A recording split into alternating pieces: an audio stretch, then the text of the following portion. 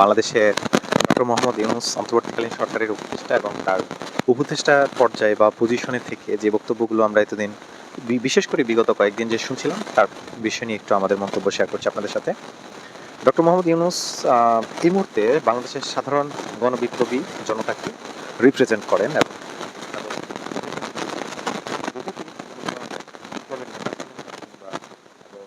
বলা যেতে পারে তিনি বাংলাদেশের কোনো ধরনের রাজনৈতিক ব্যাকগ্রাউন্ড থেকে উঠে আসা কোনো নেতৃত্ব দানকারী ব্যক্তিও নন।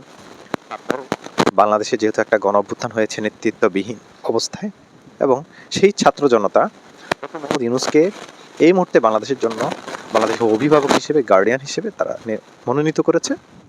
কাজে ডক্টর মোহাম্মদ ইউনূসের সেই দৃষ্টিভঙ্গিটা মাথায় রেখে তাকে কিন্তু তার বক্তব্য এবং তার সিদ্ধান্তগুলো নেওয়া উচিত বলে আমি মনে করি। বিশেষ করে ডক্টর মোহাম্মদ ইউনূসের সর্বশেষ কিছু বক্তব্যে এবং ইন্টারভিউয়ে তিনি যে তার দৃষ্টিভঙ্গি দেখিয়েছেন, তিনি বলতে চেয়েছেন যে বাংলাদেশের একটি বৃহত্তর রাজনৈতিক দল হচ্ছে বিএনপি, এবং তিনি বলতে চেয়েছেন যে বিএনপি যেহেতু চায় না যে দেশের পূর্ণ সংস্কার হোক এবং তারা খুব তড়িঘড়ি করছে নির্বাচনের আয়োজনের জন্য কিংবা নির্বাচনের রোডম্যাপ জানতে চাইছে, তা কাজেই আমরা সংস্কার যতটুকু করার নির্বাচনে ততটুকু করব, করে আমরা বিদায় হব এবং একটা নির্বাচনের ব্যবস্থা করে দেব। তো ডক্টর মোহাম্মদ ইউনূস বক্তব্যটাকে নিয়ে আমার একটু প্রশ্ন এবং আপত্তি রয়েছে। বাংলাদেশের বৃহত্তর রাজনৈতিক দল হিসেবে তিনি এই মুহূর্তে বিএনপিকে কীভাবে কোনো ধরনের গণভোট কিংবা কোনো ধরনের প্রমাণ ছাড়াই কীভাবে বলে দিতে পারেন, এটা জায়গা থেকে উপযুক্ত মনে করছি না, যেহেতু তিনি একটি গণবিপ্লবের মধ্য দিয়ে এই পদে এসেছেন, রিপ্রেজেন্টেটিভ হয়েছেন। কাজেই এটাকে আমার তার জায়গা থেকে সঠিক বলে আমি মনে করতে পারি না। কেননা একটা রাজনৈতিক দল জনবৃহত্তর কিনা কিংবা বৃহত্তর কিনা সেটি কিন্তু দেখার জন্য অপেক্ষা করতে হয়, কোনো পদ্ধতির অবলম্বন নিতে হয়। সেক্ষেত্রে তো এখনও বাংলাদেশে কোনো গণভোটেরও আয়োজন হয় নাই কিংবা কোনো নির্বাচনেরও আয়োজন হয়নি। তো সেক্ষেত্রে তো আপনাকে এটা বলে দেওয়াটা খুব সমীচীন দেখায় না।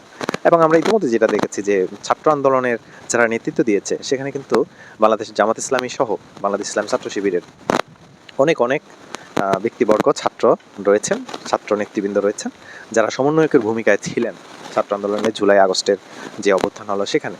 কিন্তু তাদের অবদানের কথাটুকুকে যদি আপনি দেখেন এবং সেটাকে যদি আপনি বিশ্লেষণ করেন, তাহলে সেখানে আপনি ছাত্র দলের কয়জনকে পাবেন যারা সমন্বয়কের জায়গায় থেকে এই আন্দোলনে ত্যাগ তিতিক্ষা দেখিয়েছে, জীবন বাজি রেখেছে। হ্যাঁ, ছাত্র দলের অনেক নেতাকর্মী শহীদ হয়েছে, তারা নিহত হয়েছে, নির্যাতিত হয়েছে, সেটা একটা গুরুত্বপূর্ণ অবশ্যই অনুষঙ্গ। কিন্তু তাই বলে তো আপনি সেই দলটাকেই বলে দিতে পারেন না যে তারা বৃহত্তর দল। হ্যাঁ, বাংলাদেশের মানুষের সেন্টিমেন্ট ততটা জাজ করার মতো না।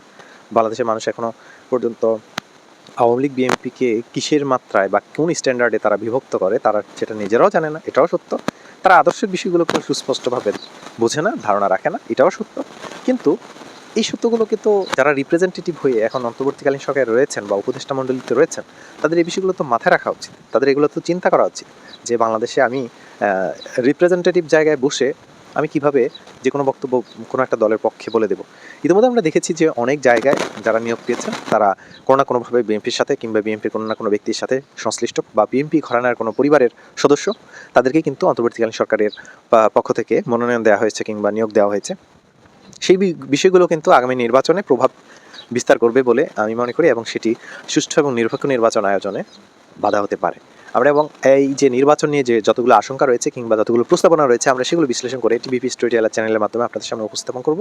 কেননা আমরা আপনাদেরকে জানাতে চাই যে বাংলাদেশে যা কিছু হচ্ছে, বাংলাদেশের অন্তর্বর্তীকালীন সরকার এই মুহূর্তে জনগণের পক্ষে যে সকল সিদ্ধান্ত নেওয়ার কথা সেগুলোকে আসলেই জনগণের পক্ষ কিংবা জনগণের কণ্ঠ থেকে উচ্চারিত হচ্ছে কিনা তা কিন্তু আমাদের বোঝা উচিত এবং বিশ্লেষণ করে সেগুলো জানানো উচিত।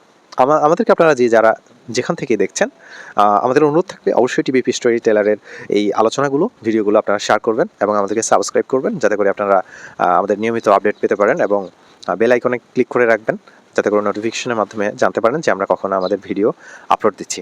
তো সে পর্যন্ত পরবর্তী বিশ্লেষণের জন্য আপনাদেরকে অপেক্ষা করে থাকতে হবে, এবং আমরা আবারও আসছি। বিশেষ করে আপনারা জানেন যে ডিসেম্বর কেন্দ্রিক আওয়ামী স্বৈরাচারী যে রেজিম ছিল, তারা যে পতিত সরকার চলে গেল, তারা যে দেশ ত্যাগ করলো, তাদের নেতারা, তারপরে এসে তারা এখন কিন্তু আবারও এক হওয়ার জন্য চেষ্টা চালাচ্ছে এবং বলা হচ্ছে তারা নাকি ডিসেম্বরের মধ্যে কোনো একটা আন্দোলনের আঞ্জাম দিবে, আয়োজন করবে। সেটা কিন্তু আমাদের দেখতে হবে এবং সেটা নিয়ে আমাদের কিছু কথা বলতে হবে। যে যার অবস্থান থেকে জনগণকে সেই বিষয়গুলো নিয়ে সচেতন করতে হবে যে আসলে বাংলাদেশের পরিস্থিতি, রাজনৈতিক, সামাজিক প্রেক্ষাপট কোন দিকে এগোচ্ছে এবং তার ভালো মন্দ কী হতে পারে। ভালো হলে সেগুলোর ব্যাপারে আমাদেরকে একটা সাজেশন দাঁড় করাতে হবে এবং সেগুলো মানুষের মাঝে ছড়িয়ে দিতে হবে। বাংলাদেশ হচ্ছে বৃহত্তর জনগোষ্ঠীর একটি দেশ এবং 18 কোটি মানুষের এই ভূখণ্ডে এমন কোনো ঘটনা নাই যেটা বিশ্বের অন্য প্রান্তে ঘটে। সো সো পুরো পৃথিবীতে যা কিছু ঘটে তার কোনো না কোনো একটা অংশ বাংলাদেশেও কিন্তু ঘটছে এবং বাংলাদেশে কোনো না কোনো পরিকল্পনা হচ্ছে। তো কাজেই সেই পরিকল্পনা, সেই বিষয়গুলো, আলোচনাগুলো আপনাদের সামনে উপস্থাপন করাই হচ্ছে টিভিপি স্টোরি টেলারের মানে প্রধান কাজ। আমরা চেষ্টা করব যে আমাদের জনগণের পক্ষ হয়ে যে কথাগুলো বলা উচিত, যে ভাষাগুলো প্রয়োগ করা উচিত, যে শব্দগুলো উচ্চারণ করা উচিত, আমরা সেগুলো আমাদের চ্যানেলের মাধ্যমে আপনাদের সাথে শেয়ার করব। ধন্যবাদ সবাইকে। আজকে এই পর্যন্তই।